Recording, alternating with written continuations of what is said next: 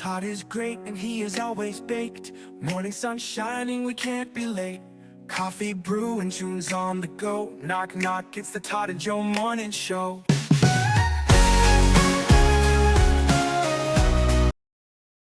Hey, all you stoneheads and Joe-hodes. I'm Joey Effin Stones, and this is... Hey, there you are again. Karma, motherfucker.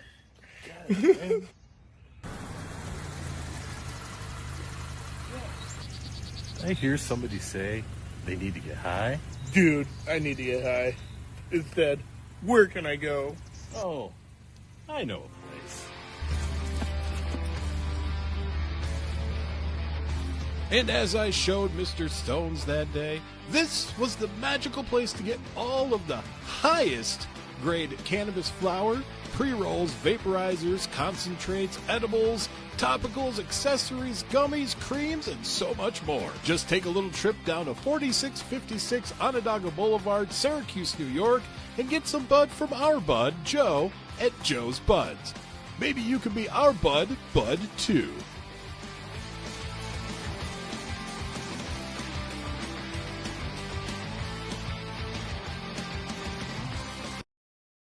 Hi, Todd. Almost a year since we did that. I know. Isn't that crazy? I just came up with a realization. I hit my vape, and then you pull up and say, did I hear somebody say they need to get high? I never actually say it till after you say it to me. It was like You read my mind. mind trickery, like Jedi shit. It was ESPN, man. Yeah, dude, it's a great sports channel. Yeah. It's one I watch quite frequently. Dude, what is up? It's been a great... What is that? It's one of Bender's eyes. So... Wait, what? So a while, like years ago, Kenny had made a tree topper, and it was Bender, like Bender's head. If anybody knows anything about Todd, Todd loves Futurama. Yes. So this is where things in my house happened, and I'm like, because this was like in the thing on like the shelf that nothing ever goes near or touches. So I happened to look down because it was like next to the dog, and I'm like, what the fuck is that? And I'm like, oh, it's Bender's eye. Yeah. So yeah, I don't know. It's also not far from where my Gozer action figure magically just fell off the wall. So I don't know, man. Spirits like my house. Well, with that being said, Todd, if you need some help with anything, I may or may not have procured something that might be able to help you with your problem. Turn it on. I gotta hear it.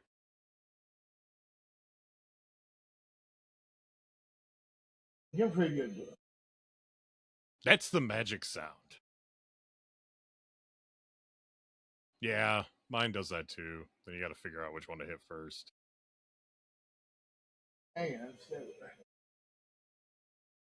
there. Yeah.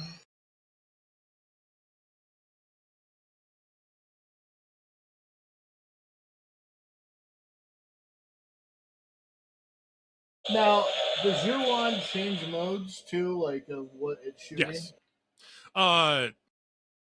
So I haven't really used like the 84 one, but the Spangler one, yes, you have like 4 different modes, I think. Yes. And I think it almost correlates to the game. Oh, yeah. Remember? I think you're. Yes, I think you're right. Now, something I figured out, which is cool, is if I do this, I unplug this. Nice. That's fucking neat little feature. I don't think I had heard about that one. Yeah, I accidentally found that. So now, if it shuts off like it did, can you turn it back on using the wand? Yes, as long as it shuts down. Yeah, without shutting, yeah. Yes. Sure what this cord is.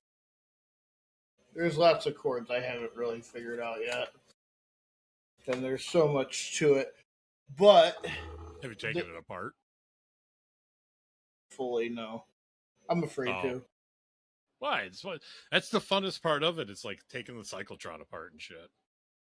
I mean, I don't know if I don't know if it has different settings. So like with mine, when you take the cyclotron apart, you can actually put it on two different settings. You could put it on like 84 setting, or you could put it on the afterlife setting, so the lights move faster I in the didn't back. know. Yeah. Yep. I haven't played with it a lot because honestly, I'm petrified that I'm going to break it. I actually now yours came with a stand, right?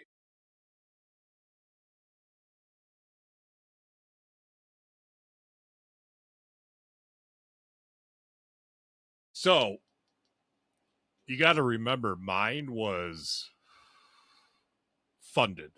Right. No, I know.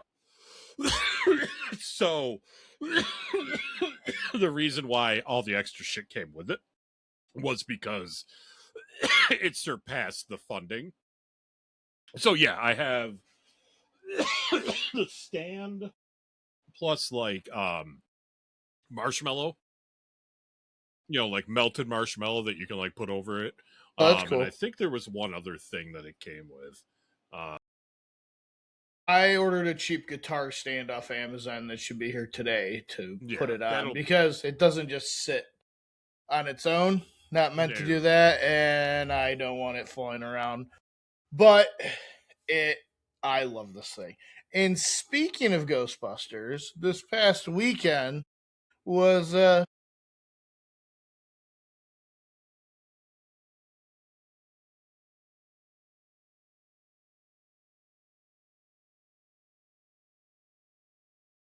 mm, mm, mm, Ghostbusters. Oh, No, Huey Lewis is going to come after us. and actually, I just revamped my table. You finally unboxed my Ecto. Todd Nice. Oh, nice. I forgot you'd gotten that. finally unboxed it, and then I put all these. These are my Ghostbusters. The four right there, turtles there, and random things Yeah, setting I around. completely forgot you had gotten that Ecto. Yeah, like a year ago, and I was just So, waiting for the first perfect of all, time to unbox it. your shirt's awesome. Thank Second you. of all, um, what's left? The only thing that's left for them to do prop wise is a slime blower.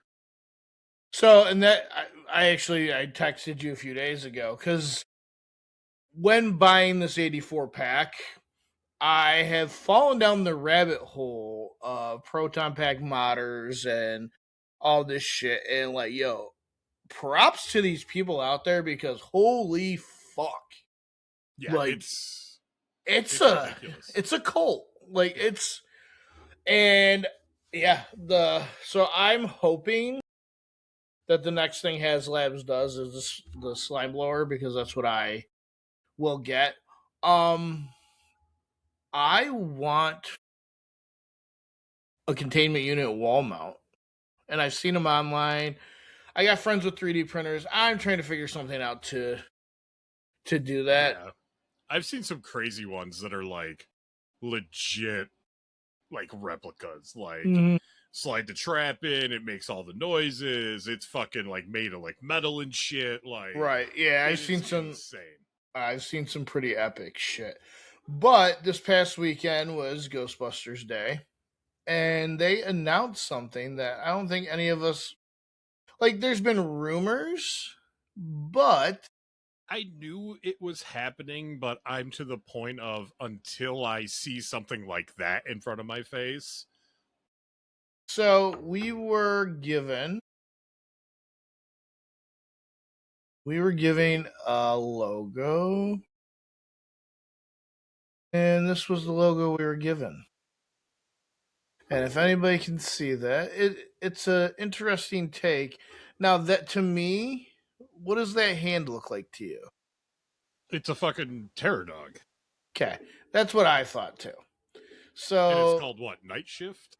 Yes, I will read you the whole article here in a second once I change our layout to look equal It's again. really stupid that doesn't like go back to the way it was after Yeah. you're done doing something. But regardless, So at the iconic Hook and Ladder 8, they announced the upcoming animated series for Netflix called Ghostbusters Night Shift. While details on the show story remain under wraps, several key creative figures have already been attached. Ghostbusters Afterlife and Ghostbusters Frozen Empire filmmakers Jason Reitman and Gil Kennan are serving as executive producers alongside franchise co-creator Dan Aykroyd.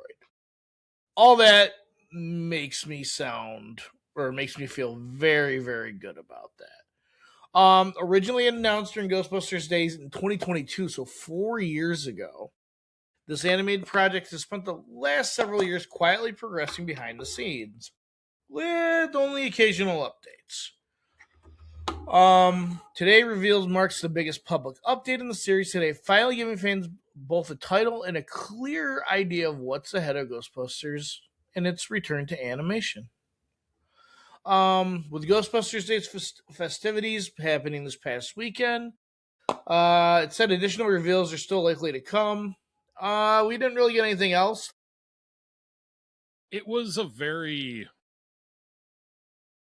I don't want to say lackluster. That's actually the word. That's the exact word I was about to use. Was lackluster. Is it cool to be like, sweet, we know there's something coming? Yeah. Would it have been cooler if there was like even a 15-second teaser trailer? Like, remember when fucking after yes, the yes. first trailer was, dude, it had nothing to do with the movie. Yes, dude, I showed like 80 million people that. Yeah, that's all it was.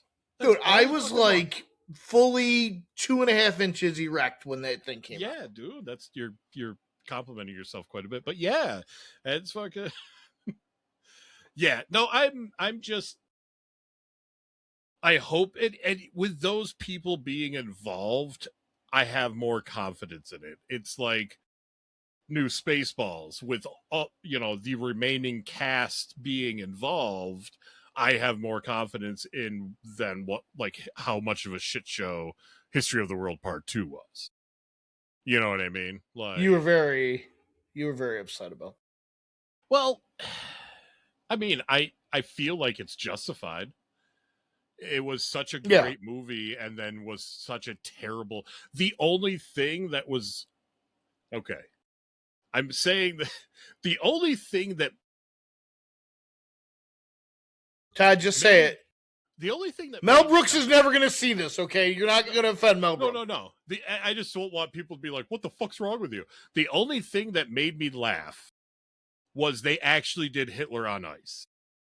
Because that was, if you've watched the first one, coming in History of the World Part 2, there's Jews in Space, Hitler on Ice. I can't remember one or two other things. I was hoping for everything they put in there. Some way or another, because you were hoping for Hitler? Well, no, but I got Hitler on Ice. And that was probably the only thing I laughed at because I can't remember who the commentators were and like the way they portrayed Hitler as like this just very like gay dude. Like it was just fantastic. And it was something that was like, yep, that was like an OG reference because it was part of that movie in a way. But yeah, it just fell on its face. So yeah, so like with Dan Aykroyd being involved, with Reitman, with that other dude, like I have more confidence in it turning out good than being like, oh well, yeah, but so and so, has the whatever to it, and Quentin Tarantino is going to do the movie. I'm just throwing out a name.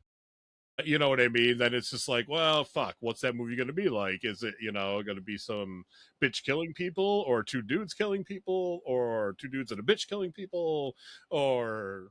I'm going to ask ChatGPT later what a Quentin Tarantino written and directed Ghostbusters movie would look like. And I'm going to bring it to us for next week. Good. But speaking of Jason Reitman delivers a line in Todd's favorite Ghostbusters movie, Ghostbusters 2, in the very beginning, when the Ghostbusters show up to the birthday party, and who does he wish was there instead of the Ghostbusters, Todd? Megatron. No. Metatron? No. Transformer? Sorry, I've been watching Supernatural again. Yeah, it was He-Man. It was He-Man. So remember, I enjoy that movie up until the court scene. Because there are a lot of questions about the court scene. Where did Winston go? Winston wasn't back yet. Yeah, he was. Of the court scene. Yeah.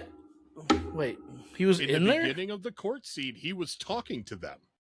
They were all sitting at the bench, and he came over and talked to them, and then you didn't see him again. Maybe he ran. But it's like, shit like that. It's like, if the dude was there, why was it? And I know they're like, well, we only found 3 packs and the blah, blah, blah. But like, he still could have done something, grabbed a trap, thrown a trap, so like that was kind of like, I don't know, man. Like, knowing now about how much that character was supposed to have been in the movie to what he was in the movie, right, is a little troublesome. But again, this is something that happened almost 40 years ago. We've moved on, Todd, and those have since been rectified because Winston Zedmore now owns the Ghostbusters, owns the franchise, and is by far the most successful out of the 3 surviving members. But why'd he leave the courtroom? Even Lewis fucking stayed. Lewis froze like a deer in headlights. But anyways, back to elevator. We're going off the rails, Todd. Elevator poop. He-Man is what Jason. He-Man. Oh yeah, that's what we're talking about. Yes. And coincidentally so, this past week, we got a Masters of the Universe movie. And you have not seen it yet. I have seen it. I'm going to give you a very spoiler-less-ish review. Go ahead, Todd. Should I copyright the porn name Masturbators of the Universe? No, because it's already taken. Huh? Okay, continue. Anyways.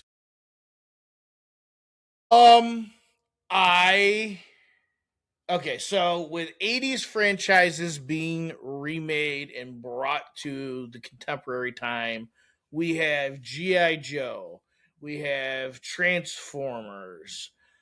What you mean, Megan Fox formers? Sure, that. This is better than both of those by a millionfold. Like, in my house, I'll play old cartoons and old shows as like background music and stuff. And Todd introduced to me a long time ago that Amazon has like these crazy combination live TV things, and there's a He-Man one. Now, I don't know if you recall watching He-Man as a kid, but we loved it. There was no fucking plot to that show. It was like, if you look at the characters' names, they're all pretty much spot on. Like, He-Man. Like, Mechanic. Like, Skeletor. Evelyn. Like, She-Ra. She-Ra. Battle Cat. Like, everything is pretty spot on. What is it, like Many Faces or something like that? Yeah. We had Many Faces. Yes. The way they explain all that, and so like if you've seen the trailer, he's in our dimension, our planet, for some reason.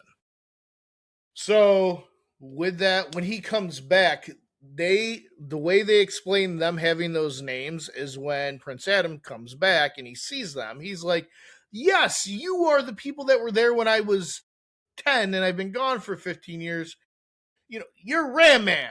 And he's like, the fuck I am? Like, what do you mean? That's not my name. He's like, that's how I remembered you guys. So they explain it like that. And it's very it's done very, very well. The plot, it's a very PG-13, aiming for kids and 40 and 50-year-olds who are trying to really live their youth. It's not a crazy complicated plot. There may be some little errors in things, Todd, like people leaving courtrooms, but So let me ask this. For all of us who had to suffer through the first one, okay. does this redeem it? So I'm not going to judge it on that because that first movie was fucking terrible.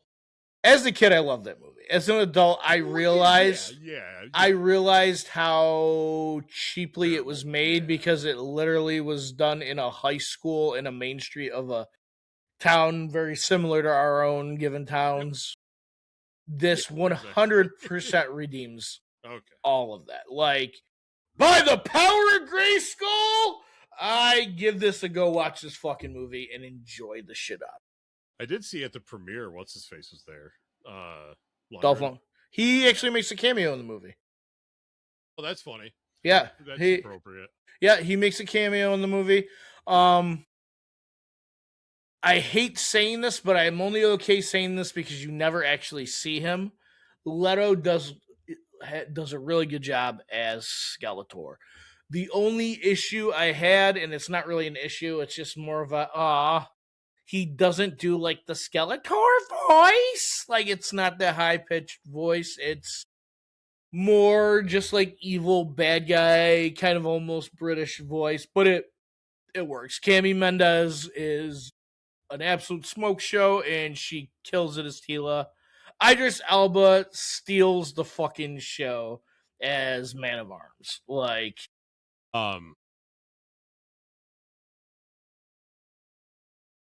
never mind. Continue. I was gonna ask something, but now I forgot. You broke? Yeah. I would recommend to go see it if you don't want to go waste money at the theater. I remember now.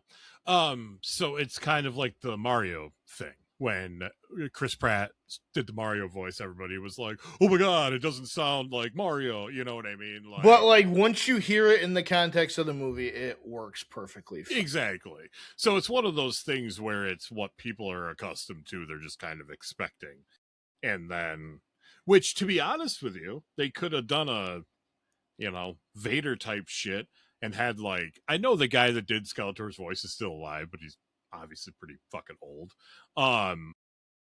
Like Mark Hamill would be a good Skeletor. He would have been great. Well, I guess like Jared Leto was on set every day in costume. Yeah. And don't get me wrong, everything I've heard about Jared Leto, he's a fucking wackadoo. Yeah, dude. He's in some weird band. But there's not a after credit scene. There's 3 of them. Oh. And they tease the future. You get a little, I'll spoil one of them for you because it's the only time you're going to see him in the movie. At the first one is Orko giving us the moral of the story, and it's great. And then the other 2 set off what could be the sequel and a spin-off separately or together. But I don't know if we're going to get a sequel because the movie itself costs $200 million. Their advertising campaign was about $200 million. And the last I looked, it only had made $50 million so far. How much but I'm hoping by word of mouth because it really is, and like it really opens up. It is 34. All right, so 31. So we've made about 55, 56 million. The film's opening was solid for some release, but far below the 400 million targeted needed to be considered a major box office success. So We need to hit at least 200 million. This is saying When did that come out? last week. It's got a shot. It's got a shot And to it, make and it at made least how break much did you say? Like 55? 56.9 million so far. The new Scary Movie made fucking 55 million over the weekend. Right. It came out the same day. It came out on the 5th? Yeah, it came out the same day. Oh. Yeah, they've done 105.5 globally. Yeah, so the new Scary Movie's made more so far. And I started watching that, and it's not. It's there's Is a few it more like shock factor than it is? No, it's you're visiting the people from the first two movies and they haven't changed or grown at all. It's like the same jokes and it's the same. Do you have any Todd news? Or do you want to save it for next week? Because yeah, I don't really have anything on that. One quick thing. Mortal Kombat 2, I believe, came out today, the 10th. digitally. Like, digital, like Prime, etc., etc. I'm assuming probably $20-$30 to buy it, blah, blah, blah. Which I will probably grab it at some point because I enjoyed the first one they did. It was fucking gruesome as shit. Well done. And I was, like, I think the fucking dude that plays Johnny Cage is going to do a good job. Carl Urban he does an awesome job. Deep down inside, did I kind of want it to be The Miz? Yes. Yeah, we all did. But I think this seems like it's a good choice. So there's that. There is one thing that's not really odd news, but it's weird. It's weird. I'm listening. It's weird. Me and you once talked about hobby horsing, correct? Remember the horses, the people? Oh, I remember the hobby. I do recall that when we were trying to outsport each other. Yeah. So apparently, this has gone to a new level. Now, are you going to become a hobby horse? No. The hobby horse thing was ridiculous, but okay. You know what? To riding lessons, a horse, it's a lot of money, and it's easier, if you just fucking use your imagination and get a horse, and apparently competitions of fake horses, whatever. But there's something that I was hip to now that I don't know how I feel about it. Are you going to become a hobby whore?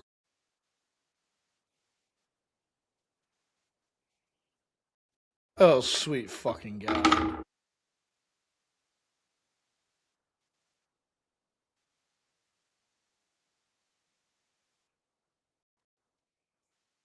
Oh, God. This is... But wait, that's not all. Is this next? Can you see another screen or no? No, you probably can't. I just see you so far. Bring the call back here. Share. Oops. Share screen. So this is another one.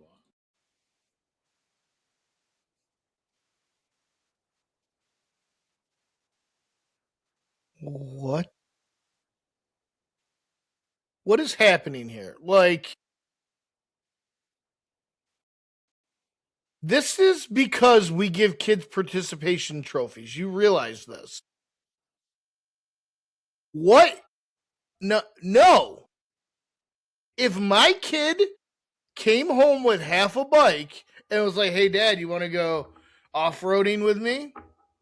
I would have to walk away. What are they calling this? It's like hobby biking or fucking like half mountain bike or some shit. Like I typed in like hobby. I can't remember what the fuck I typed in.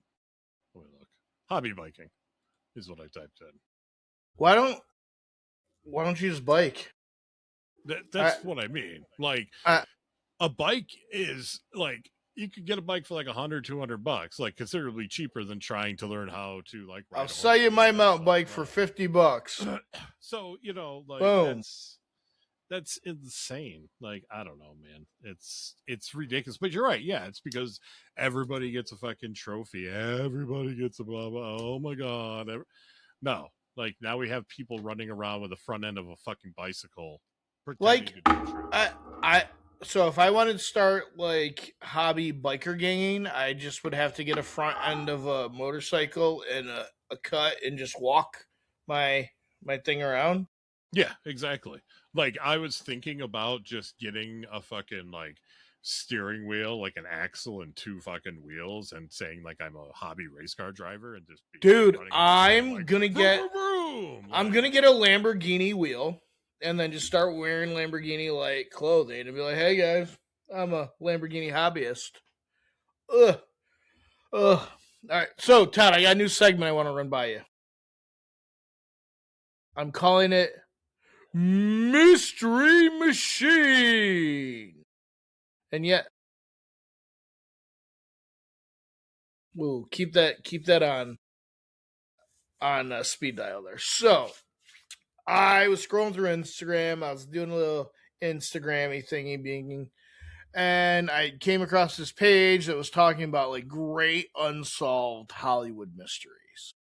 And I originally that's what I was going to like talk about because they're all pretty old. But then I was like, huh. So I asked ChatGPT to use the mind of Sherlock Holmes, Angela Lansbury, and a couple other great Inspector Gadget, maybe I don't remember some other that's great jump. great crime solvers. So I'm going to read you the Great Hollywood Unsolved Mystery, and then I'm going to tell you who ChatGPT says committed the crime. Do it up. All right. So the first one we have is very, very famous one. And Natalie Wood. You know about the Natalie Wood thing? All right. For those of you who don't know, Natalie Wood was one of the Hollywood's biggest stars, known for West Side Story, Rebel Without a Cause, and Splendor in the Grass. During the Thanksgiving weekend of 1981, Wood was aboard the yacht Splendor off of Catalina Island with her husband, Robert Wagner, actor Christopher Walken, and Captain Dennis Davern. The next morning, she was missing. Hours later, her body was found floating in the water near a small inflatable dinghy. Why is it suspicious? All right. Wood reportedly feared dark water and could barely swim. Questions emerged. Why would she leave the yacht alone at night? Did she try to secure the dinghy? Did she fall accidentally? Was there an argument beforehand? The controversy. For years, the death was ruled an accidental drowning. Then, decades later, witnesses described hearing arguments. The captain changed parts of his story. Bruises on Natalie Wood's body became a focus. The case was reopened and reclassified. So, the most common theories are this: she fell accidentally, got in an argument with Robert Wagner, and then she fell, and then kind of threw her in the water. Someone failed to help her after she entered the water. All right. No criminal charges have ever been filed. Robert Wagner has denied any wrongdoings throughout. The exact circumstances still remain unknown. So we put in, okay, here we go. Perry Mason. Why does it automatically have to be Robert Wagner just because he was married to her? Because he could have been fucking Walken. I guess from what I've read, they kind of had a little bit of a toxic and volatile relationship and were known to get into these arguments and stuff. Gotcha. So here it is. I used Perry Mason, Sherlock Holmes, and Matlock. That's who I used. So our ChatGPT mystery machine put on their deerstalker cap. They carried Perry Mason's courtroom skepticism, and they borrowed Matlock's habit of noticing the detail everyone else ignores. So, our verdict is most likely an accidental death following an argument. Why? The evidence suggests tension aboard the yacht that night. Witnesses' accounts and later testaments indicate there was likely an argument involving Natalie Wood, Robert Wagner, and possibly Christopher Walken. The problem is none of that automatically equals murder. The scenario that fits best: an argument occurs. Natalie leaves or attempts to move the dinghy. She falls in the water. Nobody realizes how serious the situation is till it's too late. Our probability ranking: accident after argument, 65%. Negligent failure to rescue, 25%. Intentional homicides only at 10%. And the conclusion that's coming to is if another person bears responsibility, Wagner is the only realistic candidate discussed by investigators. But the evidence falls well short of proving murder. All right. Our next one is Thelma Todd, 1935. Oh, Thelma, me. Thelma Todd was a hugely successful comedic actress during the 1930s. In December 1935, she was found dead in her garage. Her body was sitting in her car. The official explanation was carbon monoxide poisoning. Why? People doubt it. Several strange details appeared. She was found in an awkward position. Some injuries on her body raised questions. Her social circle included powerful Hollywood figures and alleged mob associates. Rumors circulated about romantic conflicts. The theories, here we got a couple of them. Accidental death. She was locked out of her apartment and sat in her car for warmth. Suicide. There's little to no evidence that support this. Murder. The most sensational theory suggests she was killed somewhere else and staged in the garage. Why it's unsolved? It was 1935. No. Investigators never gathered enough evidence to prove homicide. We didn't have fucking Robert Stack back then. Nearly 90 years later, people are still debating it. So, we threw it in our mystery machine.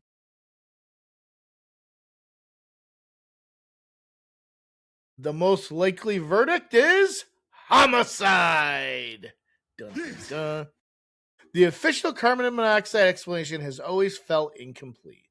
The circumstances are strange. Social conflicts, possible organized crime connection, unusual physical evidence. The biggest issue is that the scene never fully makes sense as a straightforward accident. The most likely suspects: Roland West, business partner and former lover. Or organized crime figures connected to protection rackets. And what does our mystery machine say? Roland West. Not because evidence proves it, but because opportunity, proximity, and personal conflict align more naturally than the mob theories. Roland West, 40% organized crime, 35% accident, 25%. Look at that. This is kind of fun. All right. Do you know who William Desmond Taylor is? No. Okay. Taylor is one of silent Hollywood's most respected directors. Fuck what I know who he is then. In February 1922, he was found shot dead inside his Los Angeles home. The strange part was, when police arrived, important evidence disappeared. Friends entered the crime scene before investigators secured it. Hollywood insiders seemed eager to keep secrets hidden. The suspects included romantic partners, former employees, and associates connected to drug scandals. Why did it matter? The murder exposed drug use, affairs, corruption inside early Hollywood. The biggest mystery: many researchers believe the killer was likely identified informally but never prosecuted because evidence was mishandled. So we stick it in our little mystery machine is a person known to Taylor killed him. This was most certainly not a random murder. The most likely suspect, Charlotte Shelby.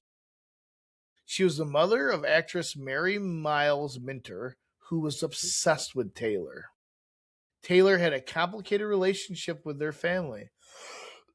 Why? Motive, access, historical suspicion, and multiple investigators privately suspected her.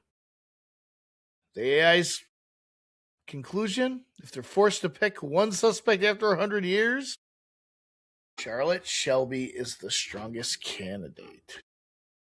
Now, this is one most people know.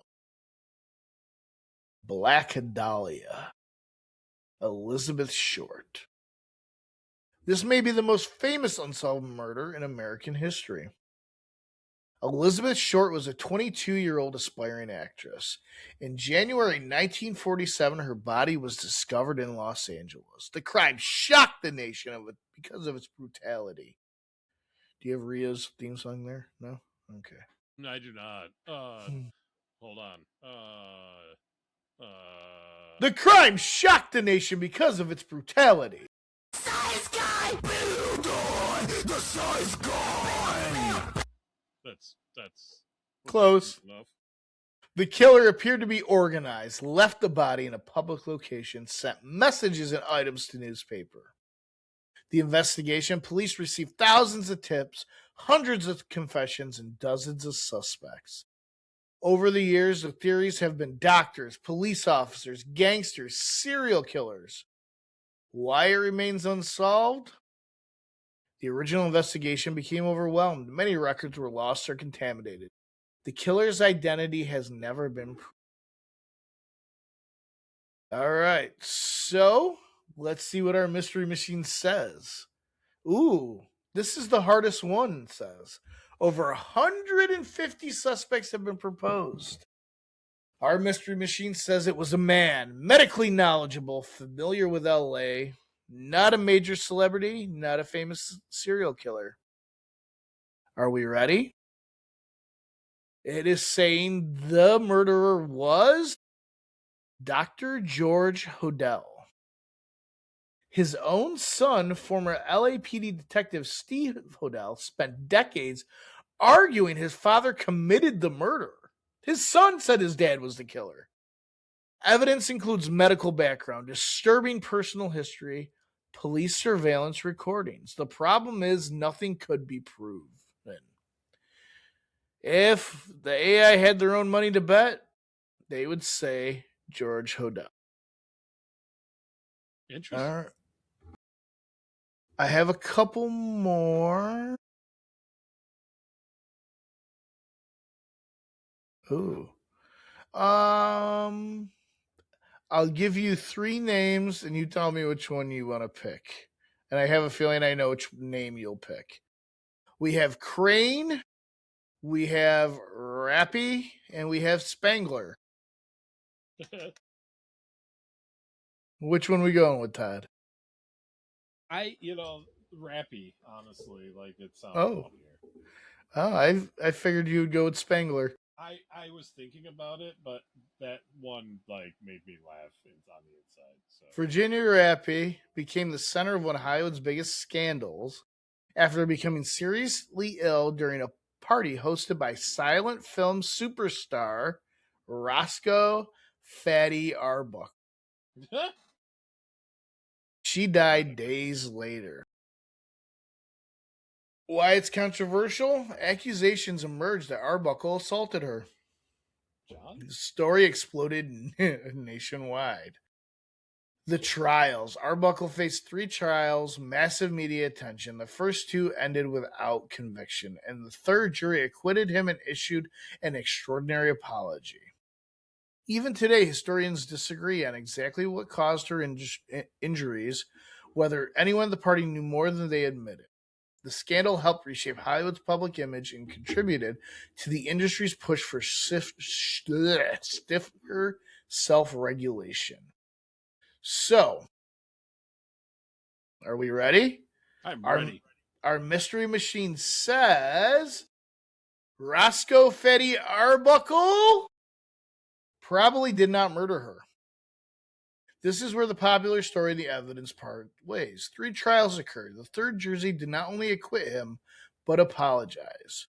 Most likely explanation. Virginia suffered a medical emergency that was misunderstood or exaggerated amid public outrage. Most likely responsible? Nobody. Probability. Natural medical complications 60%, accident 30%, criminal assault causing death 10%. There we go. That is film shit. Kind of weird.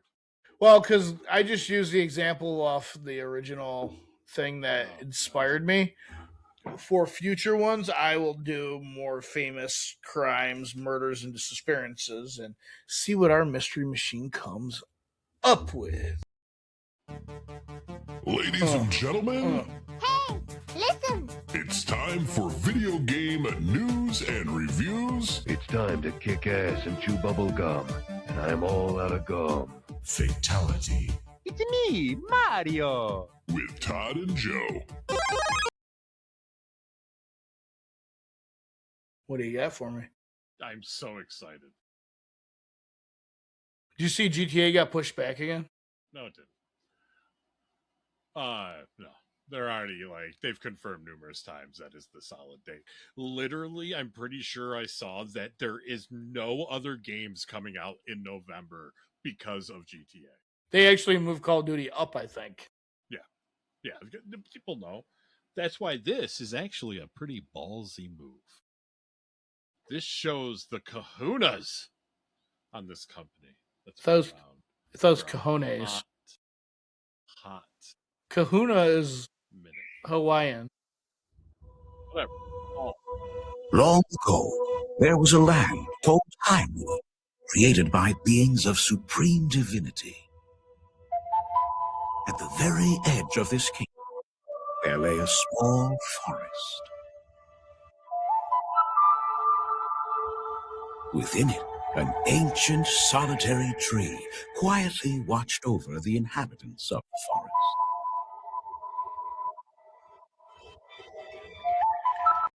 These forest dwellers were called the Kokiri. Each had a fairy companion, and they lived out their innocent lives in these woods. However, there was one particular boy who did not have a fairy.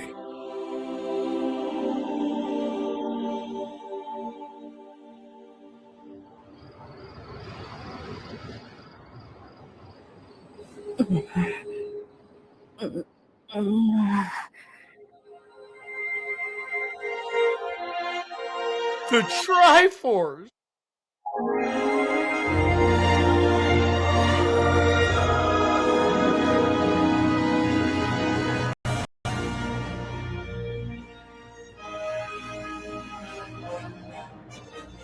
I can't wait.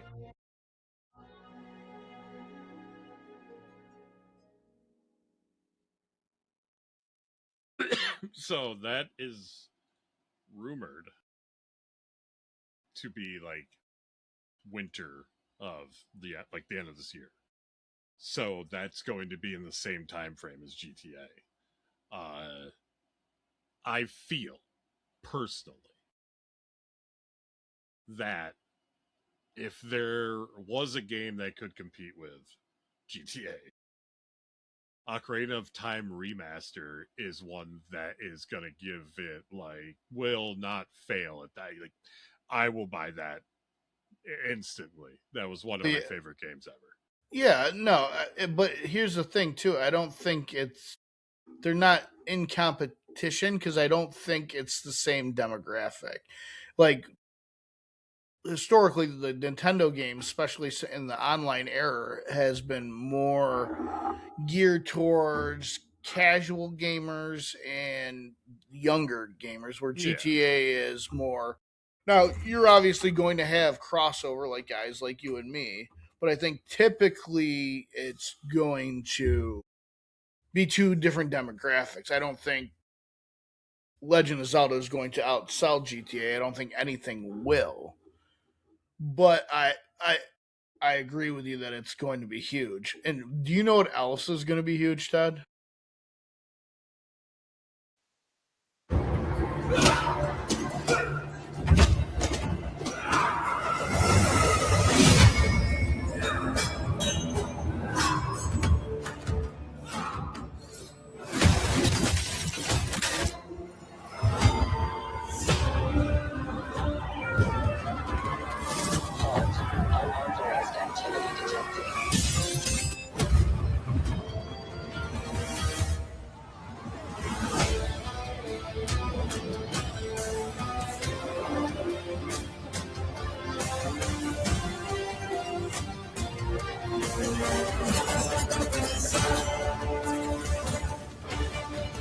Let's fucking go.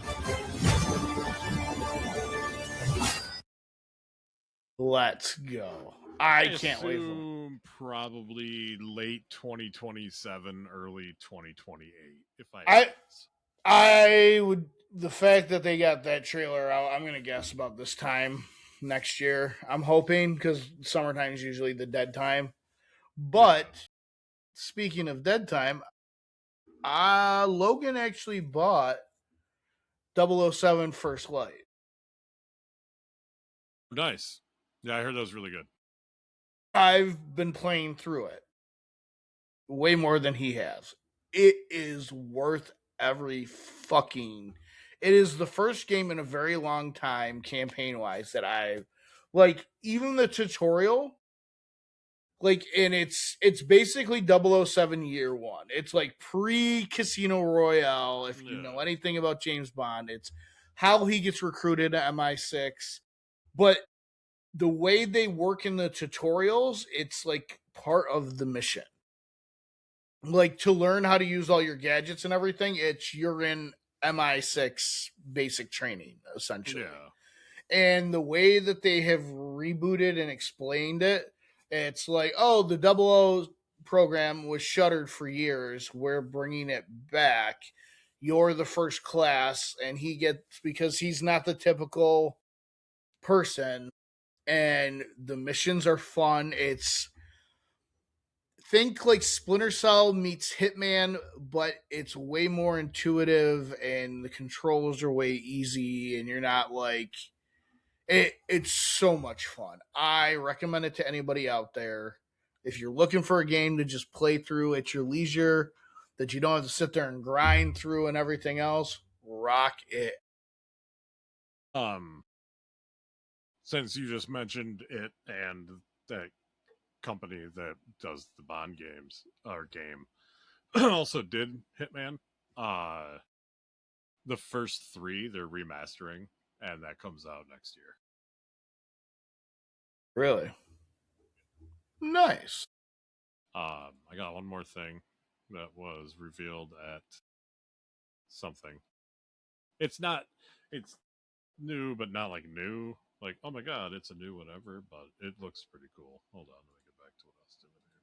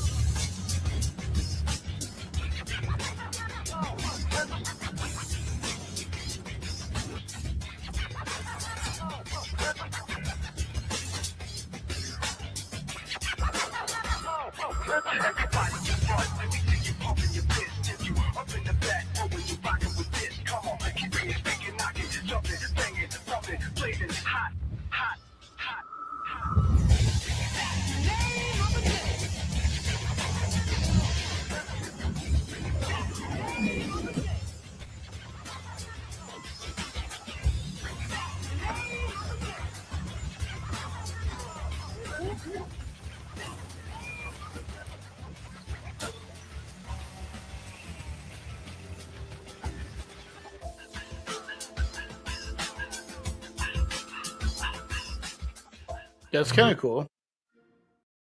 Yeah, so like the Xbox thing that they announced that at, Yeah. everybody that was there, or everybody that had like something on their pass, I can't remember what it was, like show or something like that, They got one. a free one like when it comes out, like in November or whatever. That's dope. Yeah, I was like, That that's looks pretty sick. I like Yeah. that. I got one quote for us before we leave. cool. All right. Do you know the actor Adrian Grenier? He starred in Entourage. Did you ever watch Entourage?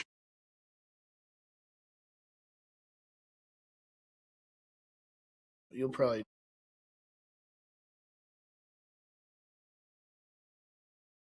This guy. Okay, yep. You want to know what he said? What'd he say?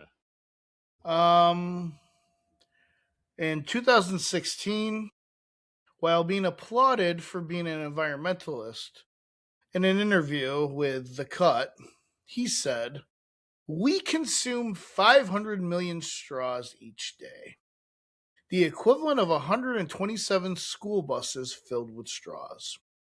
It's disgusting. There should be children in those school buses going to school to learn, not straws." That is his quote. That was so terrible, I think you gave me cancer. I don't think he realizes there's not actual school buses filled with straws. But who knows?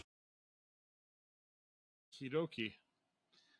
Well, on That's that fucking brain frying note. I love you all.